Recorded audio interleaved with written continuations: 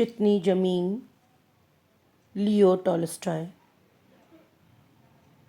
विश्व के महान साहित्यकार लियो टॉलस्टॉय द्वारा लिखित इस कहानी में मनुष्य की लोभी प्रवृत्ति को उभारा गया है। इसमें दीना के माध्यम से ये स्पष्ट करने की कोशिश की गई है कि यदि विवेक एवं संतोष का सहारा न लिया गया तो मनुष्य के जीवन की परिणति दीना जैसी हो सकती है, जो अधिक जमीन के लालच में स्वयं मर गया और उसकी तथाकथित जमीन भी धरी रह गई। लालच का कोई अंत नहीं और इसका कोई लाभ नहीं है।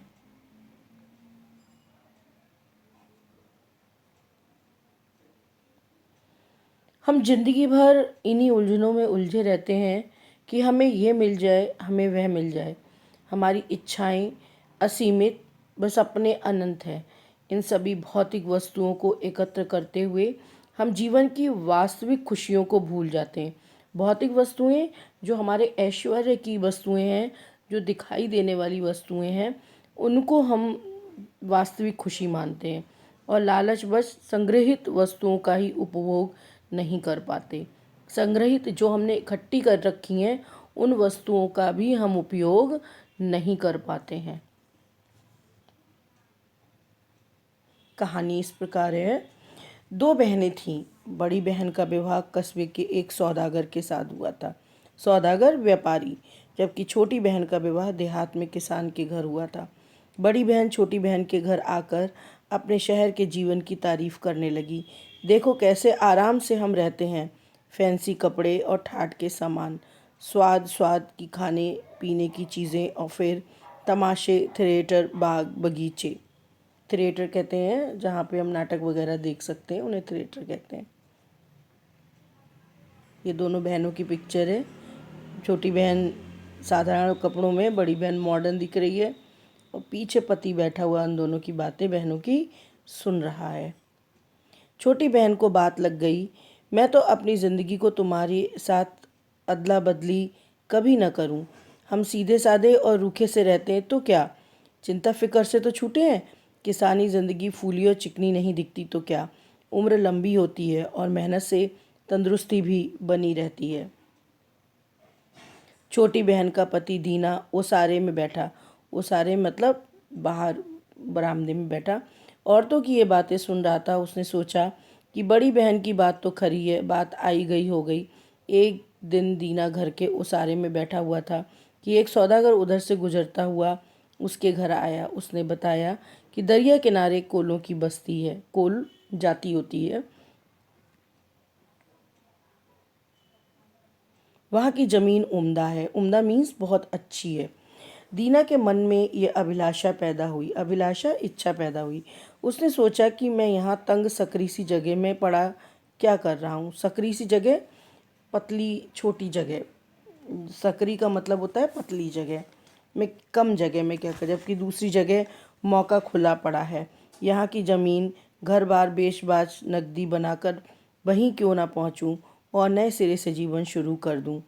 उसने अपनी तैयारी शुरू की। बीवी से कहा कि घर देखना भालना और खुद एक नौकर के साथ ले यात्रा के लिए निकल पड़ा। रास्ते में चाय के डिब्बे और उपहार की अन्य चीज़ें खरीदी। 7वें रोज़ वे कोल लोगों की बस्ती में जा पहुँचे।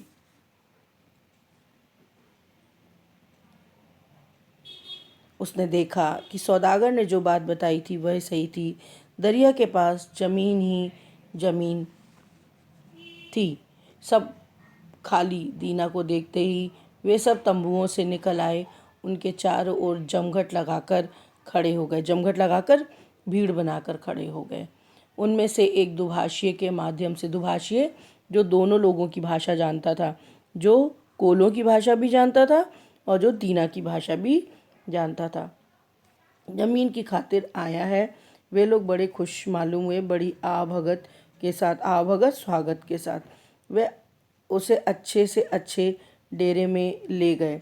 उसे पीने को चाय दी। दीना के ने भी अपने पास से भेंट की जाने वाली चीज़ें निकाली, सबको थोड़ी थोड़ी बांटी। लोग बड़े खुश हुए। फिर दुभाषिए से उन्होंने कहा कि मेहमान को सब समझा दो। दुभाषिए ने उसे समझाते हुए कहा कि ये लोग कहना चाहते हैं कि हम आपके आने से खुश हैं। बतलाइए हमारे पास कौन सी चीज़ है जो आपको सबसे अधिक पसंद है, ताकि हम उसी से आपकी खातिर कर सकें। दीना ने जवाब दिया कि जिस चीज़ को देखकर मैं खुश हूँ वह आपकी ज़मीन है। हमारे यहाँ ज़मीन कम है और वह इतनी उपजाऊ भी नहीं, लेकिन यहाँ तो उसका कोई अंत ही नहीं है, और ये ज़मीन उपजाऊ भी खूब है। मैंने भी अपनी आंखों से जैसे यहाँ धरती को कहीं और नहीं देखा। दुभाषिए ने दीना की बात लोगों को समझा दी। कुछ देर आपस में सलाह करते रहे। बातचीत चल ही रही थी कि बड़ी सी बालदार टोपी पहने उसका सरदार वहाँ आ पहुँचा। सब चुप होकर उसके सम्मान में खड़े हो गए। दुभाषिए ने कहा, ये हमारे सरदार हैं।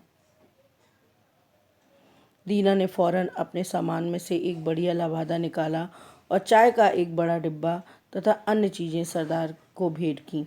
सरदार ने भेंट स्वीकार की और अपने आसन पर आ बैठा। उसके बाद दीना की तरफ मुखातिब होकर हिंदुस्तानी में कहा, इन भाइयों ने जो कहा ठीक है, जितनी ज़मीन चाहो चुन लो, हमारे यहाँ उसका घाटा यानी कि कमी नहीं है। दीना ने सोचा, मैं चाहे जितनी ज़मीन कैसे ले सकता हूँ।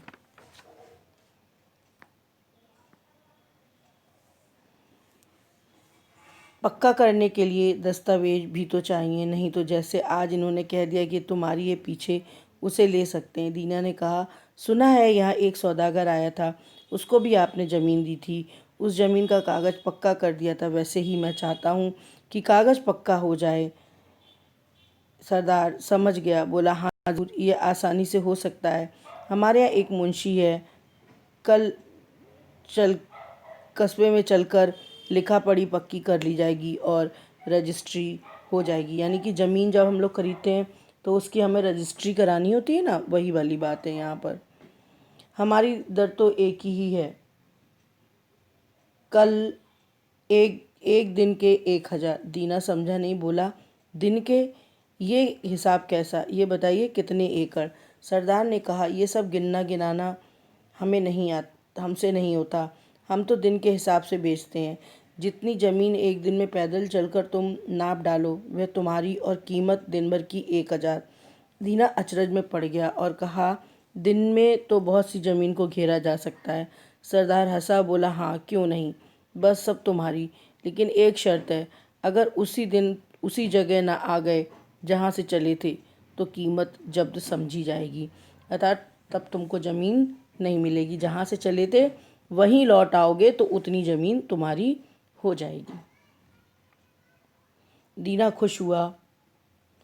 तय हुआ कि अगले दिन सवेरे चलना शुरू कर दिया जाएगा। फिर कुछ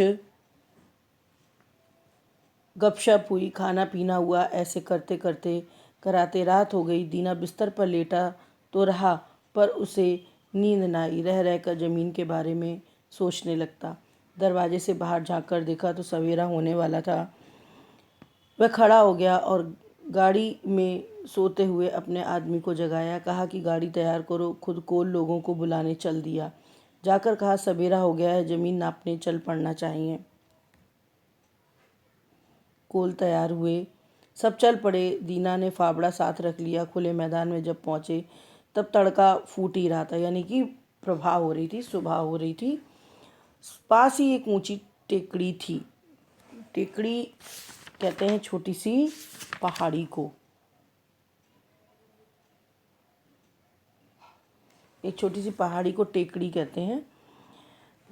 पार खुला बिछा मैदान। टेकड़ी पर पहुंचकर सरदार ने आगे दूर तक फैले मैदान की तरफ हाथ उठाकर दीना से कहा, देखते हो, जहाँ तक नज़र आती है वहाँ तक हम लोगों की ज़मीन है, उसमें से जितनी तुम चाहो ले लो। दीना की आंखें चमक उठी। धरती एकदम अछूती पड़ी थी। सरदार ने अपने सिर की रोएदार टोपी उतारी और धरती पर रख दी। ये निशान रहा, यहाँ से चलो और यहीं आ जाओ। जितनी ज़मीन चल लोगे वही तुम्हारी होगी। दीना ने रुपए निकाले और टोपी में गिनकर रख दिए। फिर उसने पहना हुआ अपना कोट उतार डाला, धोती कस ली, अंगोछे में रोटी रख ली, आस्तीनें चढ़ाई, पानी का बंदोबस्त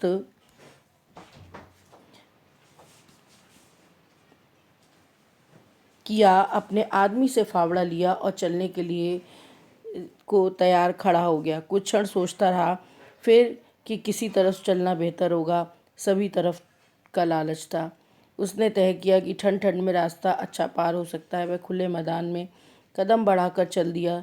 शुरू में वह धीरे धीरे चला, न तेज। 1000 गज चलने पर वह ठहरा। वहाँ एक गड्ढा किया और घास ऊंची चीन दी और आसानी से दिखाई दे। फिर आगे बढ़ा। बदन में फुर्ती आ गई। उसकी चाल तेज कर दी। कुछ दूर दूसरा गड्ढा खोदा और पीछे मुड़कर देखा। सूरज की धूप टेकड़ी पर साफ दिखती थी। उस पर आदमी खड़े थे। अंदाजन 3 मील तो वह आ ही गया होगा। धूप में ताप आता जाता था। कुर्ते पर बास्केट उतारकर उसने कंधे पर डाल दी और फिर चल पड़ा। आगे चलकर उसने जूते उतारे और धोती में खोस लिए। फिर आगे बढ़ चला। अब चलना आसान था। सोचा अभी 1 मील तो और चलूं, तब दूसरी दिशा लूँगा। कैसी उम्दा जगह है, एक हाथ से जाने देना हिमाकत है। लेकिन क्या अजब बात थी, जितना आगे बढ़ो जमीन एक से एक बढ़कर बेहतर मिलती जा रही थी। कुछ देर वह सीधा बढ़ चला। फिर पीछे मुड़कर देखा तो टेकड़ी मुश्किल से दिखाई पड़ती थी और उस पर के आदमी रेंगती चींटी से मालूम होते थे। वहाँ धूप में जाने क्या कुछ चलता हुआ सा दिख रहा था। दीना ने सोचा, ओह, मैं इधर काफ़ी बड़ा आया हूँ, अब लौटना चाहिए। बेहद पसीना आ रहा था और उसे प्यास भी लगाई थी। यहाँ ठहरकर उसने गड्ढा किया, ऊपर घास का ढेर चिन दिया।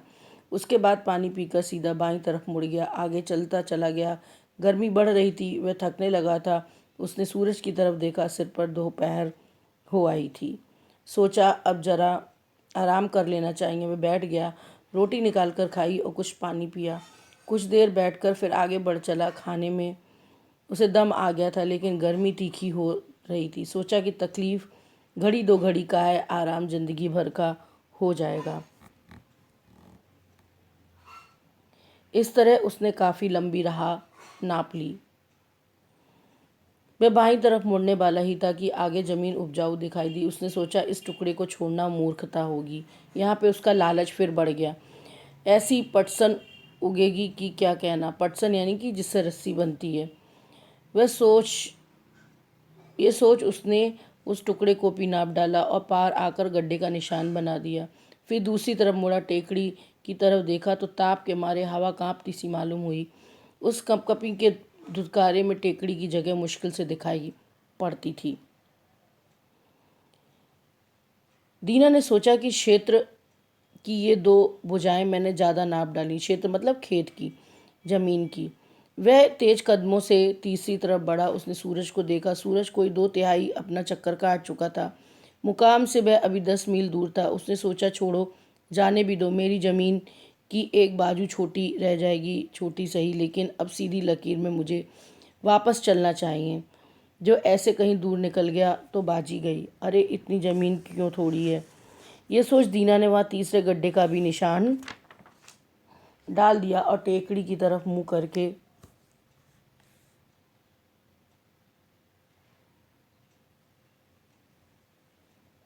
ये देखो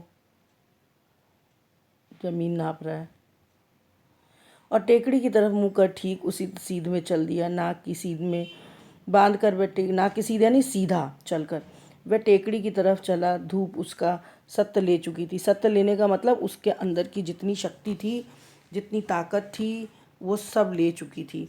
नंगे पैर जगह जगह कट और छिल गए थे और टांगें जवाब दे रही थी। जरा आराम करने का उसका जी हुआ, लेकिन ये कैसे हो सकता था। सूरज छिपने से पहले उसे वहाँ पहुँच जाना था। अब वो थक चुका था पूरी तरह से। सूरज पल पल नीचे ढल रहा था। उसके मन में सोच होने लगी कि मुझसे बड़ी भूल हुई। मैंने इतने पैर क्यों पसारे, अगर कहीं वक्त तक ना पहुँचा तो। उसने फिर टेकड़ी की तरफ देखा, फिर सूरज की तरफ। मुकाम में वह अभी दूर था और धरती के पास झुक रहा था। दीना जी तोड़ चलने लगा, यानी बहुत मेहनत से चलने लगा। चलने में सांस फूलती और कठिनाई होती, लेकिन तेज कदम वह रखता गया। वह बढ़ता चला, लेकिन जगह अब भी दूर बनी थी। मतलब जहाँ से था वहाँ से टेकड़ी अब भी दूर थी। यह देख उसने चलना शुरू किया। कंधे पे बास्केट फेंक दी, जूते दूर हटाए, टोपी अलग की, बस साथ में निशान के लिए फावड़ा रहने दिया। रह रहकर सोच होती कि मैं क्या करूं, बना काम बिगड़ा जा रहा है। अब सूरज छुपने से पहले वहां कैसे पहुंचूंगा, क्योंकि उसने बहुत लंबी रास्ता नाप ली थी और टेकड़ी पर अब वहाँ समय से पहुंच पाना मुश्किल था उसका। इस सोच और डर के कारण वह हाँफने लगा। वह पसीना पसीना हो रहा था, धोती गीली होकर चिपकी जा रही थी और मुंह सूख रहा था, लेकिन फिर भी वह भागता जा रहा था। छाती उसकी लोहार की धोकनी की तरह चल रही थी, यानी बहुत तेज सांसें चल रही थी। लोहार की धोकनी की तरह चलना, तेज सांसें चलना। दिल भीतर हथौड़े की तरह चोट सा धड़कने लगा। उधर टांगे बेबस होती जा रही थीं। दीना को डर हुआ कि इस थकान के मारे कहीं गिरकर ढेर ना हो जाए। वह दौड़ता ही गया। आगे को लोगों की आवाज़ सुनाई दी। वे उसको जोर जोर से बुला रहे थे। इन आवाज़ों से इसके दिल सुलग उठा। अपनी आखिरी ताकत समेट कर वह दौड़ा। सूरज धरती से लगा जा रहा था। तिरछी रोशनी के कारण वह खूब बड़ा लहू सा लाल दिख रहा था। वह अब डूबा। सूरज बहुत नीचे पहुंच चुका था, लेकिन दीना भी जगह से बिल्कुल किनारे आ लगा था। टेकड़ी पर हाथ हिला हिलाकर बढ़ावा देते हुए कोल लोग उसे सामने दिखाई दे रहे थे। अब तो जमीन पर रखी वह टोपी भी दिखने लगी जिस पर उसने रकम रखी थी। वहीं सरदार भी बैठा दिखाई दे रहा था। दीना ने हसरत भरी निगाह से सूरज की तरफ देखा। सूरज धरती को छू चुका था। बची खुची शक्ति आगे बढ़ा, कमर झुकाकर भागा। जैसे ही टांगे साथ न देती, टेकड़ी पर पहुंचते पहुंचते अंधेरा हो आया था। उसने ऊपर देखा, सूरज छिप चुका था। उसके मुंह से एक चीख निकली, ओह, मेरी सारी मेहनत व्यर्थ गई, बेकार। ये सोचकर वह थमने को हुआ, लेकिन उसे ध्यान आया कि जो खड़े हैं उन्हें सूरज अब भी दिख रहा होगा। सूरज छिपा नहीं था, फिर भी मुझको दिखता। ये सोचकर उसने लंबी सांस खींची और टेकड़ी पर आंख मूंद कर दौड़ा। चोटी पर धूप थी। पास पहुंचा तो सामने टोपी देखी। बराबर सरदार बैठा पेट पकड़े हंस रहा था। टांगों ने जवाब दे दिया। वह मुंह के बल आगे गिरा और उसके हाथ टोपी तक जा पहुंचे। खूब खूब, सरदार ने कहा, देखो उसने कितनी जमीन ले डाली। दीना का नौकर दौड़ा दौड़ा आया और मालिक को उठाना चाहा, लेकिन देखता क्या है, मालिक के मुंह से खून निकल रहा है। दीना मर चुका था। खोल लोग दया और व्यंग से हंसने लगे। नौकर ने फावड़ा लिया और दीना के लिए कब्र खोदी और उसमें लिटा दिया। सर से पांव तक केवल 6 फुट जमीन उसे काफ़ी मिली। क्या हुआ कि वो इतना चला कि उसकी सांस फूल गई और गर्मी के कारण उसको अंदर से ब्लीडिंग हो गई और उसको खून की उल्टी हो गई और वो मर गया। उसने जो हजारों फुट ज़मीन नापी थी पैदल चल के, वो सब ज़मीन उसकी बेकार हो गई। मरने के बाद जो उसके शरीर के लायक ज़मीन थी, केवल उसको उतनी ही ज़मीन मिल पाई। ये केवल अत्यधिक लालच में हुआ। अगर वो कम ज़मीन नापता तो उसको इस शारीरिक दुर्दशा का सामना ना करना पड़ता, शारीरिक हानि का, क्षति का सामना ना करना पड़ता और इस तरह वो मरता नहीं। सब कुछ अपने मंजिल पर पहुंचकर वह जो था उसने अपना जीवन गंवा दिया। इसलिए अत्यधिक लालच नहीं करना चाहिए।